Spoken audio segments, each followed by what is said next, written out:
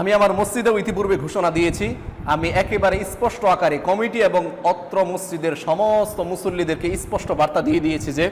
যেই বিবাহের মধ্যে প্রকাশ্যে গান বাজনা মিউজিক বিভিন্ন ধরনের বাদ্যযন্ত্র হারাম বিষয়বস্তু সম্পৃক্ত থাকবে, এই বিবাহ আমি পড়াবো না। এই বক্তব্য আমি একই জাতির কাছে দিতে চাই যে প্রত্যেকটা মসজিদের ইমাম এবং খতিবের এই বক্তব্য হওয়া উচিত, যেই বিবাহের মধ্যে হারাম বিষয়বস্তু হবে, যেই বিবাহের মধ্যে প্রকাশ্যে গান বাজনা মিউজিক, ইভেন যেই ছেলে প্রকাশ্যে নামাজ বাদ দিবে, বেনামাজি অবস্থায় জীবনযাপন করবে, হারামের সাথে সম্পৃক্ত থাকবে, কোনো হুজুর যেন এই ছেলের বিবাহ না পড়ায়।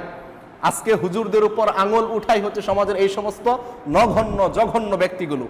আর আমরা হুজুররা হয়ে গেছি তাদের কাছে সস্তা, যে এই সমস্ত নোংরা জঘন্য হারামখোর ব্যক্তিদের বিয়েও আমাদেরকে পড়াতে হচ্ছে। এজন্য এই বক্তব্য আমি ইতিপূর্বে আমার সমাজেও দিয়েছে, আপনাদের কাছেও আমি দিয়ে যাচ্ছি, যেই বিবাহের মধ্যে প্রকাশ্যে গান বাজনা মিউজিক হবে, এটা শুধু মসজিদের ইমাম নয়, খতিব নয়, আপনাদের মসজিদের যত কমিটি আছে, মসজিদের সদস্য যারা আছে, সকলের এই উদ্যোগ গ্রহণ করা উচিত যে এই সমাজের মধ্যে আজ থেকে কোনো ধরনের গান বাজনা চলবে না, বা এই সমাজের মধ্যে যারা গান বাজনা কেন্দ্রিক বিবাহ বা অনুষ্ঠান করতে যাবে তাদেরকে এই সমাজের যারা প্রতিনিধি আছে তাদেরকে প্রতিহত করতে হবে, যে কোনো মূল্যেই এই গান বাজনাকে সমাজ থেকে উৎখাত করতে হবেই। আজকে আল্লাহর পক্ষ থেকে এই যে বিভিন্ন ধরনের বিভিন্ন সময় আযাব চলে আসে, এই আযাবগুলি একমাত্র আসে জমিনের মধ্যে গান বাজনা বাদ্যযন্ত্র এগুলো বেড়ে যাওয়ার কারণে। আপনি আপনার বিবাহের মধ্যে গান বাজনা বাদ্যযন্ত্র এগুলো পালন করবেন, আর আমাদের উপর বিপদ আসবে, আমরা আল্লাহর ইবাদত করা সত্ত্বেও আল্লাহর পক্ষ থেকে বিপদ আসবে, আর সেই শাস্তি আমরা ভোগ করব,